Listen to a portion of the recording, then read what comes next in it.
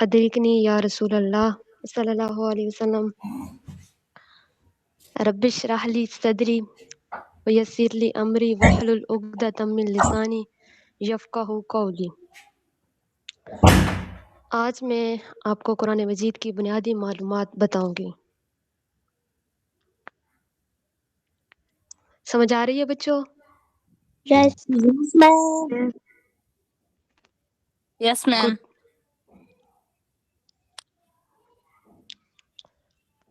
لفظ قرآن پاک، لفظ قرآن کا مطلب کیا ہے؟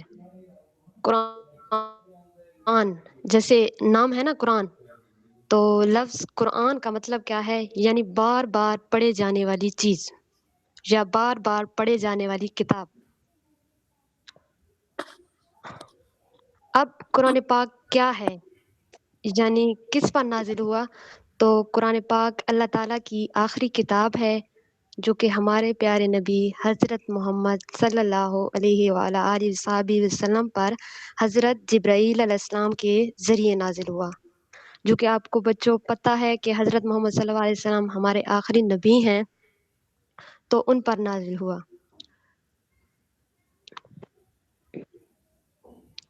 اب قرآن پاک کا نزول، یعنی قرآن پاک کا اب نزول کے بارے میں ہم جانیں گے کہ قرآن پاک کا نزول کیسے ہوا۔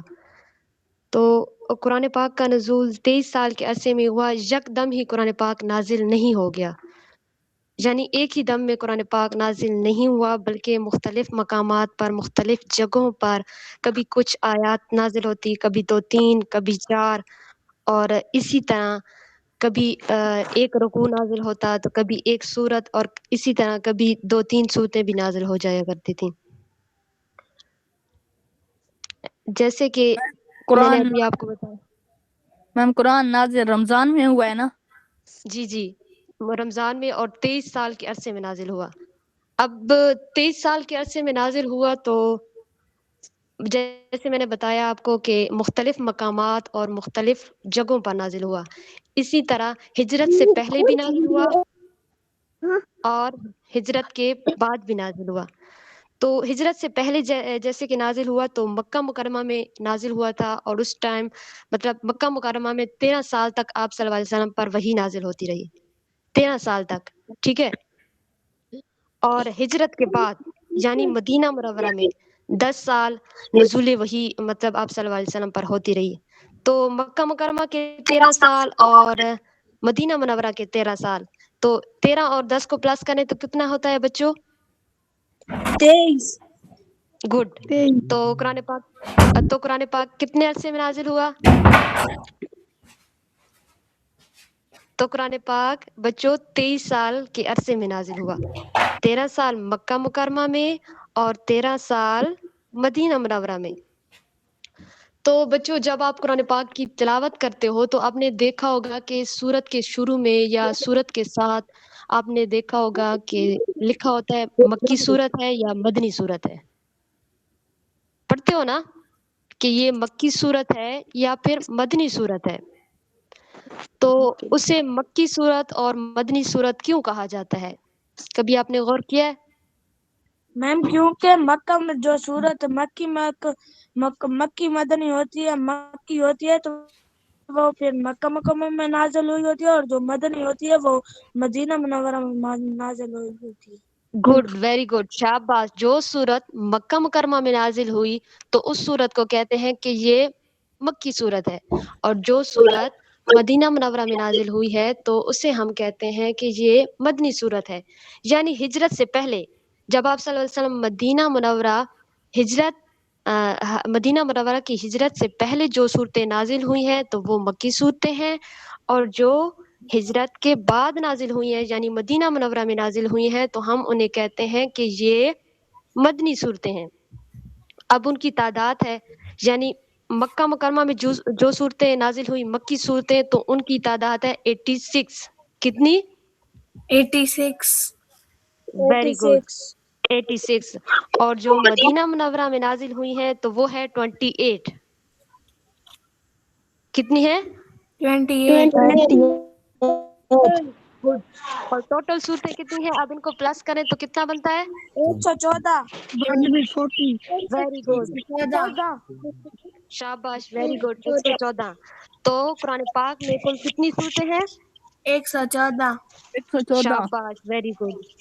13 साल मक्का मुकरमा में, जी 13 साल मक्का मुकरमा में 86 सूरतें नाजिल हुई हैं आप सल्लल्लाहु अलैहि वसल्लम पर, और 10 साल मदीना मुनव्वरा में 28 सूरतें नाजिल हुई हैं। तो ये कुल हो गई कितनी? 114। 114 सूरतें। ठीक है। अब कुरान पाक की तकसीम की गई है, जैसे सूरतों में तकसीम की गई है, पार में तकसीम की गई है, और मंजिलों में तकसीम की गई है। कभी सुना है ना, जैसे कुरान पाक में 7 मंजिलें हैं। कुरान पाक में मैंने सुना है और देखा भी है। देखा बच्चों कैसे है? नहीं, नीचे लिखा हुआ होता है कि पहली मंजिल, दूसरी मंजिल, तीसरी मंजिल, इस तरह गुड लिखा हुआ गुड, भी होता है। शाबाश। हाँ, कौन सी मंजिल किस सूरत पे शुरू हो रही है और किस सूरत पे खत्म हो रही है। अब कुरान पाक को जैसे हमारी आसानी के लिए, हमारे पढ़ने की आसानी के लिए कि हम रोज एक पारा तिलावत कर सकें, जैसे हम रमजान में पढ़ते हैं, अगर रोज एक पारा तिलावत करें तो हम 30 दिन में कुरान पाक अपना मुकम्मल कर सकते हैं।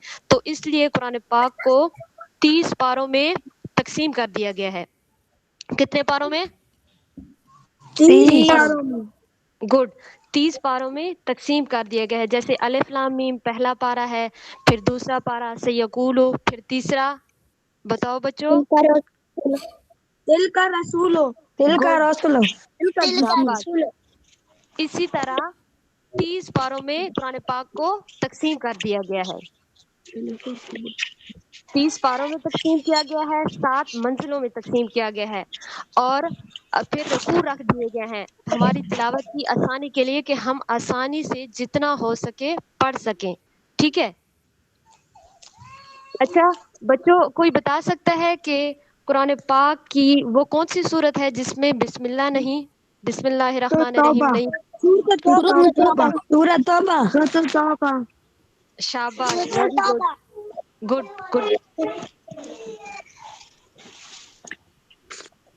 अच्छा, कोई ये बता सकता है कि वो कौन सी सूरत है जिसमें 2 बार बिस्मिल्लाहिर्रहमानिर्रहीम आई है?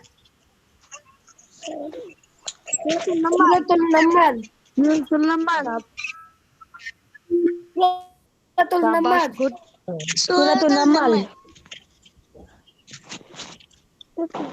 रहमानिर्रहीम आई है।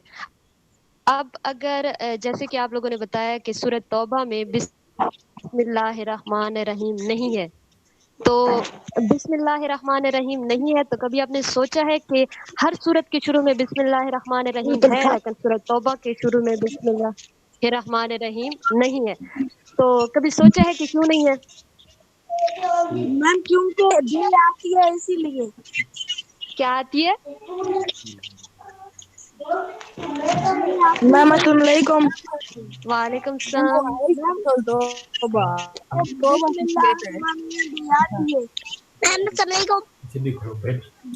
वालेकुम सलाम बच्चे, मैम अस्सलाम वालेकुम। एक ही टाइम में। मैम अस्सलाम वालेकुम। वालेकुम सलाम बच्चों, एक ही टाइम में एक बंदा। वालेकुम सलाम। जी तो बच्चों, आप बता रहे थे कि मतलब सूरह तौबा के शुरू में कभी सोचा है कि क्यों नहीं है बिस्मिल्लाहिर्रहमानिर्रहीम, या कभी किसी से जानने की कोशिश की है? मैम क्योंकि हर सूरतों के बिस्मिल्लाहिर्रहमानिर्रहीम आता है, तो जब सूरत तौबा शुरू करते हैं तो बेयाती तिल्ला आता है, इसीलिए नहीं। बच्चे, सूरह तौबा के शुरू में बिस्मिल्लाहिर्रहमानिर्रहीम इसलिए नहीं है कि मुशरिकीन से इसमें जंग का ऐलान किया गया है। मुशरिकीन से इसमें जंग का ऐलान किया गया है, और यानी एक सख्ती का हुक्म दिया गया है। और बिस्मिल्लाहिर्रहमानिर्रहीम पढ़ने या लिखने का मतलब ये है कि ये अमन और सलामती, अमन और रहमत की लामत है, बिस्मिल्लाहिर्रहमानिर्रहीम। तो इस वजह से सूरह तौबा में यानी सख्ती का हुक्म दिया गया है, तो बिस्मिल्लाहिर्रहमानिर्रहीम इसमें नहीं पढ़ी जाती मैम और ना ही लिखा गया। बिस्मिल्लाहिर्रहमानिर्रहीम का मतलब है कि शुरू अल्लाह के नाम से जो बड़ा मेहरबान और निहायत रहम वाला है। جی تو سورہ توبہ میں یعنی ایک مشرکین سے کفار مشرکین سے ان کے لیے ایک جنگ کا اعلان کا ذکر کیا گیا ہے، ایک سختی کے مطلب احکامات دیے گئے ہیں، تو اس لیے اس میں بسم اللہ الرحمن الرحیم نہیں ہے، کیونکہ بسم اللہ الرحمن الرحیم ایک امن اور رحمت کی علامت سمجھا جاتا ہے، تو اس میں سورہ توبہ میں جو کہ جنگ کا اعلان کیا گیا ہے تو اس لیے اس میں نہیں ہے۔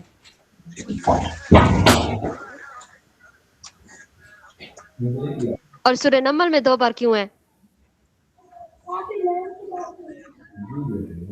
سورہ نمل میں بچوں 2 بار بسم اللہ الرحمن الرحیم اس لیے آئی ہے، ایک تو اس کے شروع میں آئی ہے جو کہ ہر صورت میں ہوتی ہے، اور ایک اس کے درمیان میں تقریباً 27 یا 30 آیات میں ہے کہ حضرت سلیمان علیہ السلام جب ملکہ بلقیس کو خط لکھ رہے تھے تو اس وقت ایک بسم اللہ الرحمن الرحیم اس میں آیا ہے۔ سمجھ آئی بچوں؟ یس میم۔ یس میم۔ گڈ۔ اگر کوئی کوشچن ہو تو کوئی کوشچن، نو میم۔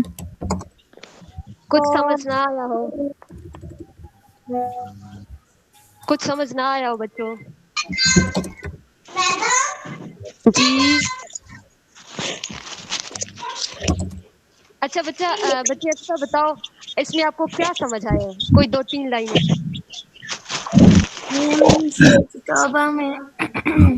سورۃ توبہ میں مشرکین نے گڈ بتاؤ۔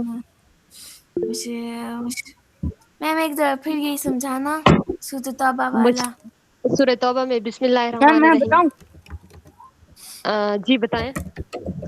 میم سورۃ التوبہ میں مشرکین کے خلاف جنگ کا اعلان کیا گیا ہے اور سختی کی صورت ہے، اس لیے اس میں بسم اللہ کا آغاز نہیں ہے، کیونکہ بسم اللہ کا مطلب ہے رحمت والی چیز، جیسے شروع اللہ کے نام سے، اللہ سے بڑی کون سی رحمت ہے، اسی لیے پہلے یہ نہیں لگا بسم اللہ جی بسم اللہ سے آغاز نہیں جی ہوتا۔ جی میم آپ سے ایک سوال کرنا تھا، جی جی بولے جنگ پوچھے۔ میں بسم اللہ نہیں پڑھنا چاہیے؟ جنگ میں بسم اللہ پڑھنا چاہیے، لیکن کفار مشرکین سے ایک سختی کے احکامات جو کہ وہاں ذکر کیے گئے ہیں تو اس وجہ سے اس میں بسم اللہ الرحمن الرحیم نہیں لکھا گیا، لیکن جنگ شروع کرنے سے پہلے ہم بسم اللہ الرحمن الرحیم پڑھ سکتے ہیں، کیونکہ کفار کے خلاف ہوتی ہے، ہم غلط چیز کے خلاف مطلب وہ کرتے ہیں۔ اور کوئی کوشچن ہو، نہیں کچھ یار نہیں سمجھ نہ چاہیے۔ آیا ہو؟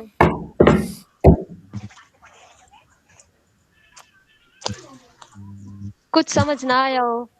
مدثر بچے آپ بتاؤ، مدثر۔ میم سمجھ آ گئی ہے۔ گڈ۔ مہک آپ بتاؤ کیا سمجھ آیا آپ کو؟ مہک بچے۔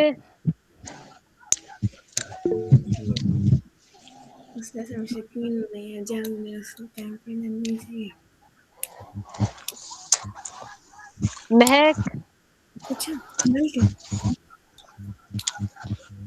اچھا بچوں تو کل کی اسائنمنٹ لے لو، کل آپ نے قرآن پاک میں جو صورتیں جانوروں کے ناموں پر ہیں وہ آپ نے مجھے بتانی ہے، ٹھیک ہے؟ ٹھیک ہے ٹھیک ہے۔ سمجھ آ گئی؟ یس میم۔ یس میم۔ کیا کرو گے، کیا ڈھونڈ کے لاؤ گے؟ قرآن مجید میں جو جانوروں کے نام ہے وہ ڈھونڈ کے لائیں گے۔ قرآن مجید میں جو جانوروں کی صورت ہے ان کے بارے میں بتانا ہے۔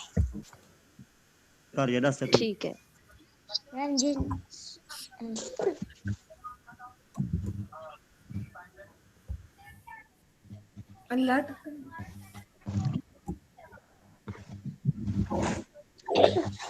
بچوں اگر کوئی کوشچن ہو تو، کچھ سمجھ نہ آیا ہو تو؟ نو نو کلاس ہے۔